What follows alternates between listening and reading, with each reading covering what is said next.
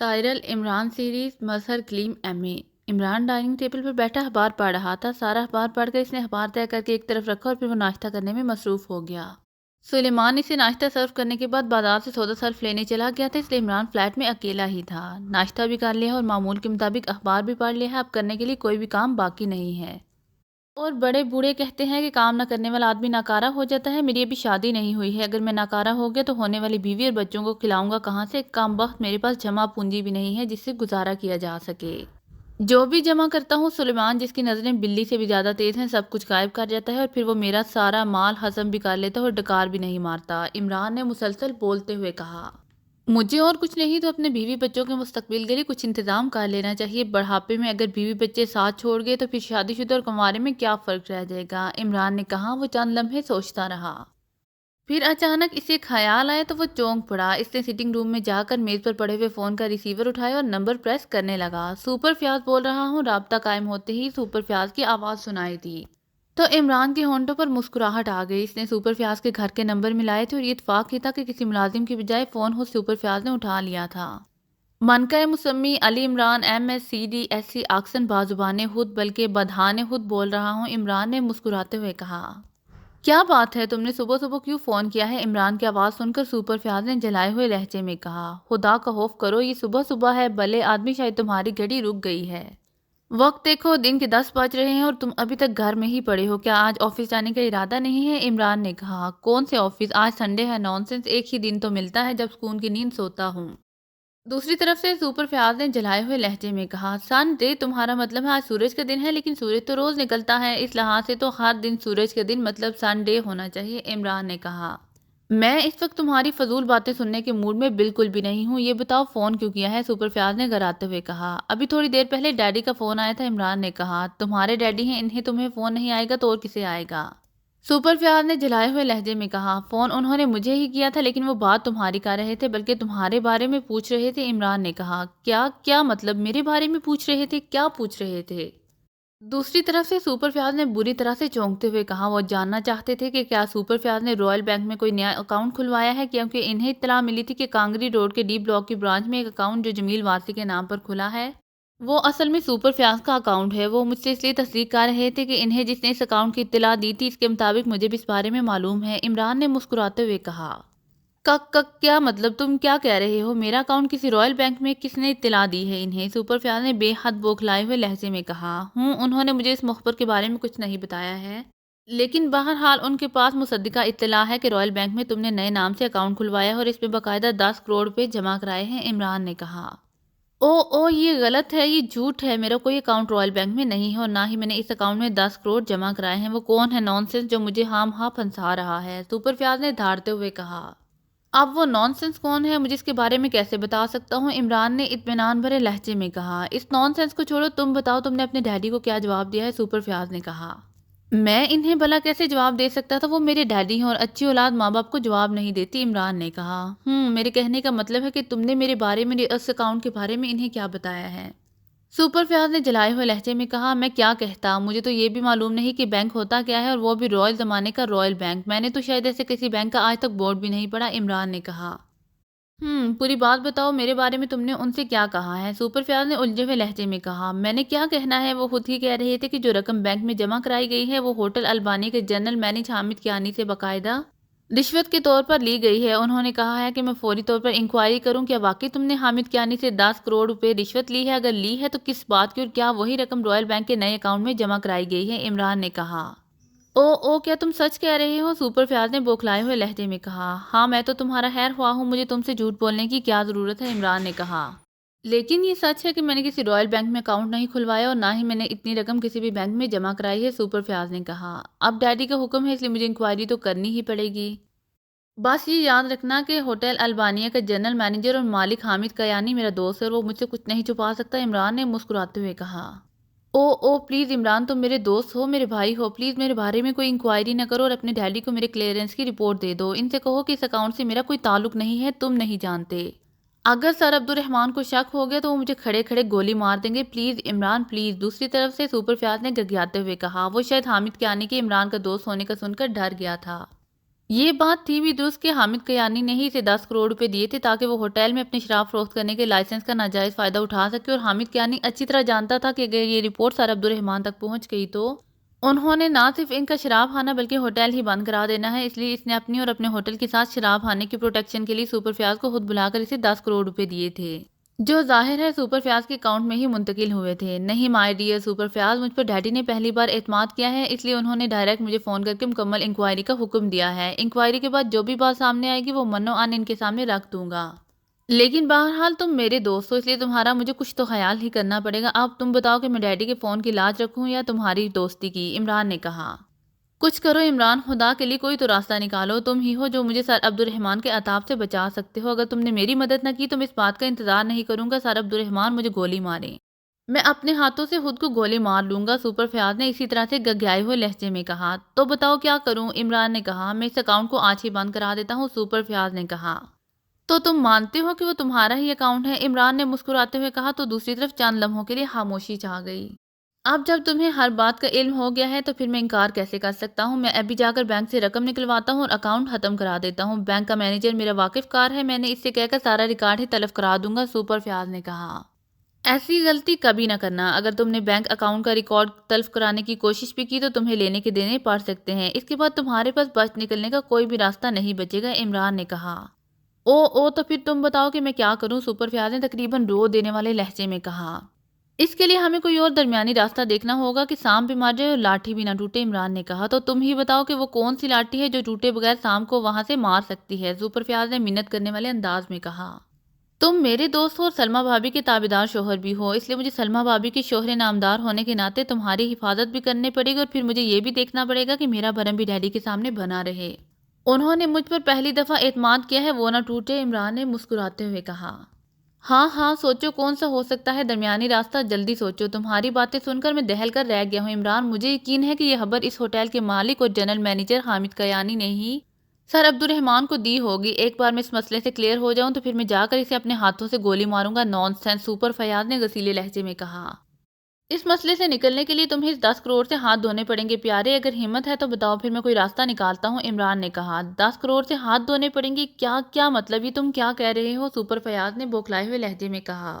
جس رقم سے جان عذاب میں پڑتی ہو اسے جان چھڑا لینا ہی اچھا ہوتا ہے، اگر تم اس رقم کو کسی نیکی کے کام میں لگا دو تو تمہیں اس کا صلہ ضرور ملے گا۔ اس وقت تمہاری گردن میں پھندا پڑ چکا ہے، اگر رسی سخت ہوگی تو تمہاری گردن لمبی ہو جائے گی اور زبان باہر نکل آئے گی، ایسی صورت میں ظاہر ہے تمہارے جسم سے روح نکلنے میں ایک لمحے کی بھی دیر نہیں لگے گی۔ ان سب سے بچنا چاہتے ہو تو میری بات مان لو اور یہ ساری رقم کسی فلاحی ادارے کو عطیہ کر دو، رقم ٹرانسفر ہوتے ہی اکاؤنٹ ختم ہو جائے گا اور میں ڈیڈی کو بھی رپورٹ کر دوں گا کہ اس نام کو کوئی اکاؤنٹ نہیں ہے، عمران نے کہا۔ 10 کروڑ کی رقم میں کسی فلاحی ادارے کو عطیہ کر دوں؟ یہ تم کیا کہہ رہے ہو عمران؟ میں اتنی بڑی رقم بھلا کسی فلاحی ادارے کو کیسے دے سکتا ہوں؟ دوسری طرف سے سپر فیاض نے ایک بار پھر بوکھلائے ہوئے لہجے میں کہا۔ جس طرح تم نے ہوٹل البانیہ کے مالک اور جنرل مینیجر حامد کیانی سے بغیر کوئی محنت کیے رقم وصول کی تھی، اسی طرح بغیر سوچے سمجھے رقم فلاحی ادارے میں جمع کرا دو اور بس، عمران نے کہا۔ نہیں، میں اتنی بڑی رقم سے ہاتھ نہیں دھو سکتا، سپر فیاض نے ایک بار پھر غصیلے لہجے میں کہا۔ تو پھر ڈیڈی کے ہاتھوں اپنی جان سے ہاتھ دھونے کے لیے تیار رہنا، عمران نے کہا۔ نہیں ایسا نہ کہو پلیز، اچھا تم کہتے ہو تو میں نیکی کے لیے کسی فلاحی ادارے کو 10 لاکھ کا چیک دے دیتا ہوں، میرا وعدہ کہ باقی کی رقم نکلوا کر میں اکاؤنٹ ختم کر دوں گا، میرے خیال میں یہ تجویز معقول ہے، سپر فیاض نے رک کر کہا۔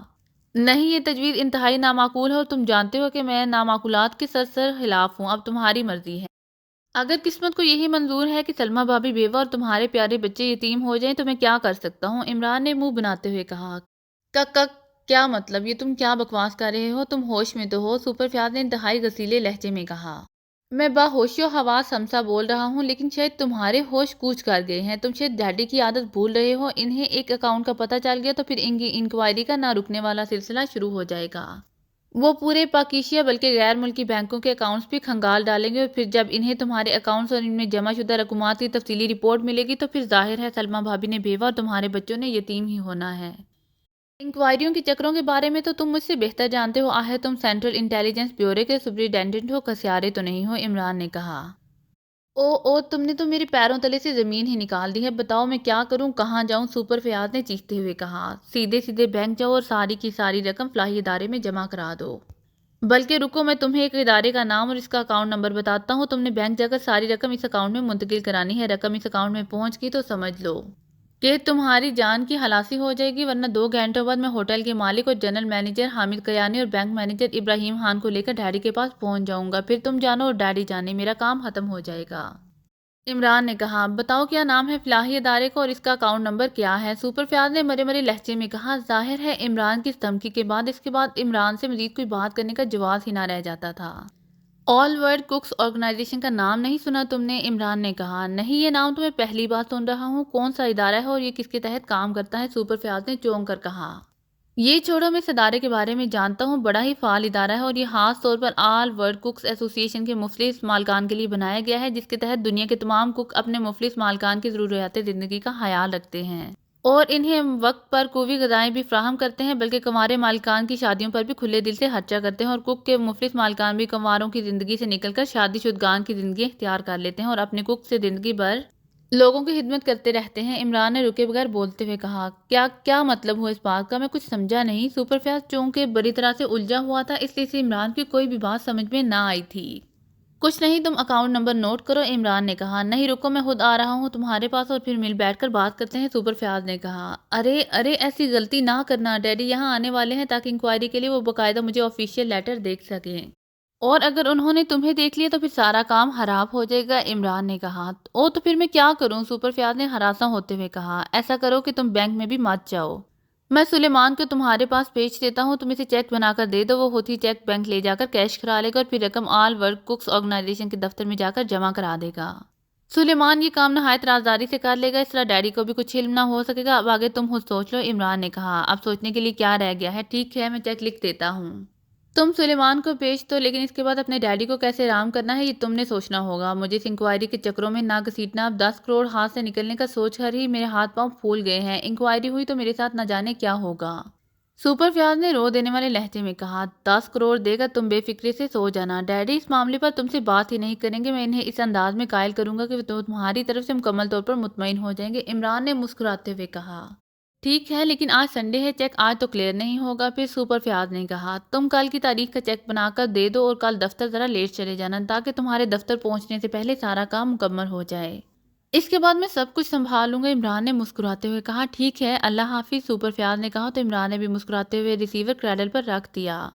اب میں سلیمان کی میک اپ میں سپر فیاض کے پاس جاتا ہوں اور اسے چیک لے آتا ہوں، اسے آل ورلڈ کوکس آرگنائزیشن کے دفتر میں نہیں بلکہ علی عمران MSCDSC آکسن کی خفیہ اکاؤنٹ میں جمع کراؤں گا تاکہ یہ حقیر رقم مستقبل میں میری بیوی بچوں کے کام آ سکے، عمران نے مسکراتے ہوئے کہا۔ ایسی صورت میں بڑے صاحب نے مجھے آپ کی انکوائری کرنے پر مامور کر دیا تو اچانک سلیمان کی آواز سنائی دی تو عمران اس کی آواز سن کر بری طرح سے اچھل پڑا اور ایک جھٹکے سے کھڑا ہو گیا۔ اس نے چونک کر دیکھا تو سلیمان دروازے پر بڑے اطمینان سے کھڑا تھا، اس کے ہاتھوں میں چند شاپنگ بیگ تھے، وہ کب واپس آیا تھا اور کب دروازے پر آ کر کھڑا ہو گیا تھا اس کے بارے میں عمران کو واقعی ہی پتہ نہیں چلا تھا۔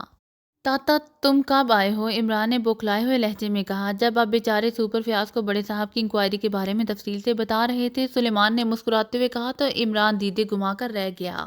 تم نے کچھ سنا تو نہیں تھا؟ عمران نے خوف بھرے لہجے میں کہا۔ نہیں، میں نے کچھ نہیں سنا، میں تو بہرا ہوں، البتہ آپ کو میرا میک اپ کر کے سپر فیاض کے گھر جانے کی ضرورت نہیں ہے، یہ کام میں خود کراؤں گا اور چیک بھی میں خود ہی جمع کراؤں گا جس کے بارے میں آپ نے سپر فیاض کو بتایا ہے، آل ورلڈ کوکس آرگنائزیشن، سلیمان نے کہا، اور پھر اس سے پہلے کہ عمران کچھ کہتا وہ مڑا اور تیز تیز قدم اٹھاتا ہوا کچن کی طرف بڑھتا چلا گیا۔ ارے میری بات تو سنو، ارے کہاں جا رہے ہو؟ ارے عمران نے چیختے ہوئے کہا، لیکن سلیمان بھلا اب اس کی بات کہاں سننے والا تھا؟ اس کے جاتے ہی عمران دھم سے کرسی پر بیٹھ گیا اور اس نے دونوں ہاتھوں سے سر تھام لیا۔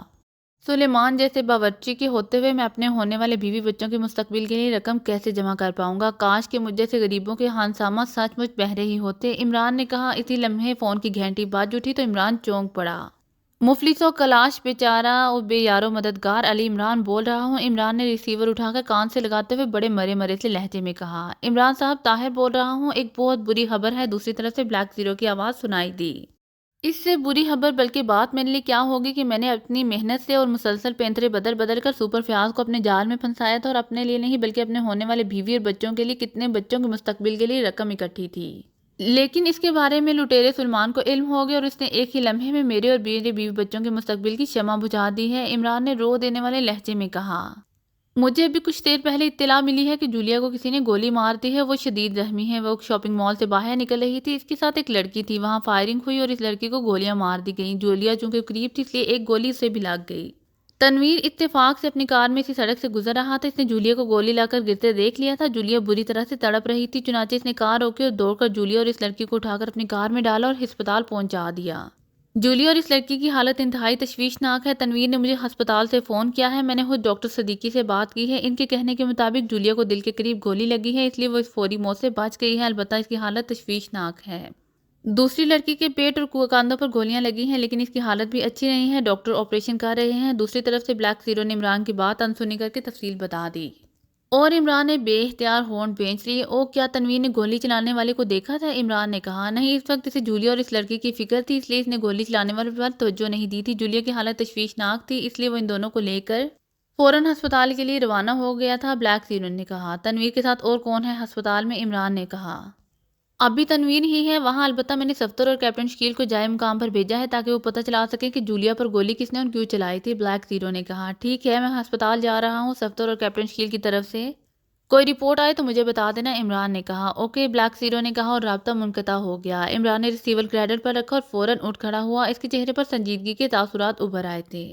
بلیک زیرو کے کہنے کے مطابق گولیاں اس لڑکی پر چلائی گئی تھیں، جو کہ جولیا قریب تھی، اس لیے اس پر بھی فائرنگ کی زد آ گئی تھی اور وہ بھی زخمی ہو گئی تھی۔ ان دونوں کو بھرے بازار میں گولیاں مار دی گئی تھیں، لیکن یہ جولیا کی خوش قسمتی تھی کہ گولی دل پر لگنے کی بجائے قدرے ہٹ کر لگی، ورنہ اس کی اسپاٹ پر ہی ڈیتھ ہو جاتی۔ جبکہ لڑکی پر چلائی جانے والی گولیاں زیادہ تھیں۔ وہ تیزی سے ڈریسنگ روم میں گھسا اور چند لمحوں بعد جب وہ باہر آئے تو اس کے جسم پر کرینے کا لباس تھا۔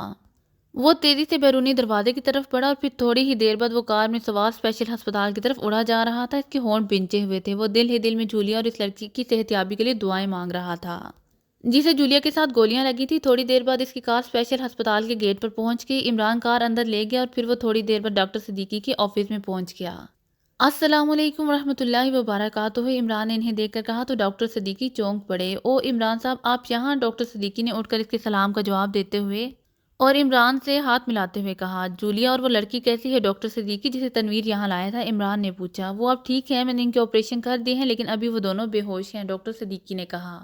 کیا ان کے آپریشن کامیاب ہوئے ہیں؟ عمران نے پوچھا۔ جی ہاں، ان دونوں کی زندگیاں ابھی باقی تھیں، اس لیے بچ گئیں، ورنہ ان کی حالت واقعی تشویشناک تھی۔ مس جولیا کو دل کے قریب گولی لگی تھی، جبکہ ان کے ساتھ آنے والی لڑکی پر گولیوں کی بوچھاڑ ہوئی تھی۔ اس کا دایاں کاندھا اور ہاتھ بری طرح سے متاثر ہوا ہے اور چند گولیاں اس کی پیٹ میں بھی لگی ہیں۔ اس کی حالت زیادہ تشویشناک تھی، لیکن بہرحال اللہ تعالیٰ نے کرم کر دیا ہے اور اب وہ دونوں خطرے سے باہر ہیں، ڈاکٹر صدیقی نے کہا۔ انہیں کب تک ہوش آ جائے گا؟ عمران نے کہا۔ مس جولیا کو تو 2 سے 3 گھنٹوں میں ہوش آ جائے گا، لیکن اس لڑکی کے لیے بھی کچھ کہنا مشکل ہے، اسے ہم کم از کم 24 گھنٹوں کے لیے آبزرویشن میں رکھیں گے، ڈاکٹر صدیقی نے کہا۔ تو آپ کے کہنے کا مطلب ہے میں اسے 24 گھنٹوں تک نہیں مل سکتا؟ عمران نے ہونٹ کاٹتے ہوئے کہا۔ نہیں، مشکل ہے، ڈاکٹر صدیقی نے کہا تو عمران نے اس بات میں سر ہلا دیا۔ عمران نے 3 گھنٹے وہیں انتظار کیا اور پھر ڈاکٹر صدیقی نے اسے بتایا کہ جولیا کو ہوش آ گیا تو عمران کے چہرے پر اطمینان کے تاثرات پھیل گئے۔ تو کیا اب میں جولیا سے مل سکتا ہوں؟ عمران نے کہا۔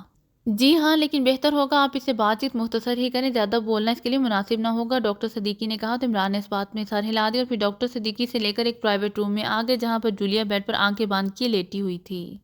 آہر سن کر اس نے آنکھیں کھول لی تھیں۔ آپ ان سے ملنے میں چلتا ہوں، ڈاکٹر صدیقی نے کہا تو عمران نے اس بات میں سر ہلا دیا اور ڈاکٹر صدیقی دروازے سے ہی رخصت ہو گیا۔ مبارک ہو، تم نے آخر اپنا دل بچا ہی لیا ہے، عمران نے مسکراتے ہوئے کہا۔ تمہیں اس سے کیا کہ دل بچا ہے یا نہیں، تم تو ہو ہی کٹور انسان، تمہارے سینے میں تو دل ہی نہیں ہے، جولیا نے منہ بناتے ہوئے کہا تو عمران بے اختیار مسکرا اٹھا۔ اچھا ہے نا کہ میرے پاس دل نہیں ہے، اگر ہوتا تو تم نہ جانے کب کا چھین چکی ہوتی، ایک طرف تمہارا دل ہوتا اور دوسری طرف میرا، تم نے تو اپنا دل بچا لینا تھا، لیکن میرے دل میں یقیناً سوراخ ہو جاتا ہے، عمران نے مسکراتے ہوئے کہا تو جولیا بھی مسکرا دی۔ تمہارا دل بچانے کے لیے میں اپنا دل نشانے پر لے آتی۔ نان سینس، تم تو کبھی سمجھو گے ہی نہیں، جولیا نے مسکراتے ہوئے کہا۔ اگر سمجھ ہوتی تو کیا میں اب تک کنوارا ہوتا، عمران نے کہا تو جولیا کی مسکراہٹ گہری ہو گئی۔ اب میں تم سے کیا کہوں، جولیا نے کہا۔ کچھ نہ کہو، صرف یہ بتاؤ کہ ہوا کیا تھا، ہے تم نے اپنا دل بچایا کیسے اور وہ لڑکی کون تھی جس نے تم سے زیادہ گولیاں کھائی تھیں اور میں اسے گولیاں کھانا پسند تھا، عمران نے کہا۔